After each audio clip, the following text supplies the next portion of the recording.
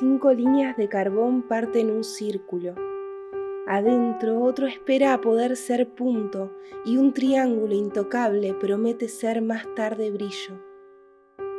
Las líneas se transforman en contorno y la tinta que las traza se derrite en una esquina.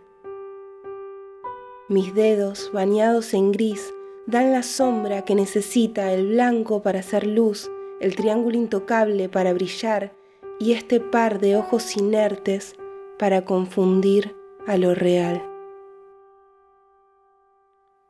Un rostro frente a tus ojos que lo miran, leí en papeles fechados por 1962. Un rostro frente a tus ojos que lo miran, y fue entonces cuando me descubrí sin ver, sin haber visto nunca. Un rostro frente a tus ojos que lo miran. Desde ese día, Alejandra, no hubo mirar sin ver.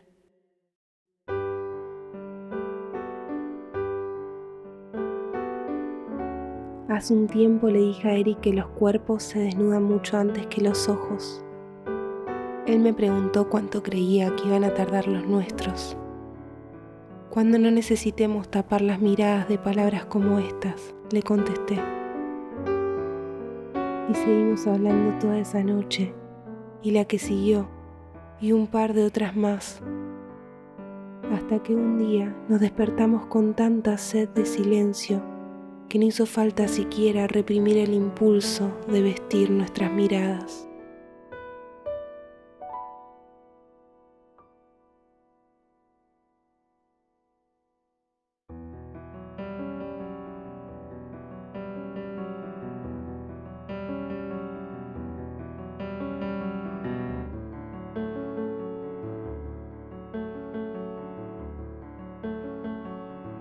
Qué difícil es esconderse cuando alguien te busca por los ojos. Parecen atravesarte como un rayo láser, y aunque a fuerza de párpados quieras protegerte, no se puede porque ya están del otro lado de la piel. Y quizás a veces ni intentás un escape, y te quedás prendida como garrapata a otras pestañas, y a la vez querés huir y a la vez querés quedarte y no volver a parpadear nunca más en la vida. Pero entonces los ojos se te empiezan a secar y después a arder y después te lloran sin emoción alguna. Entonces parpadeas y todo ese eterno segundo se termina.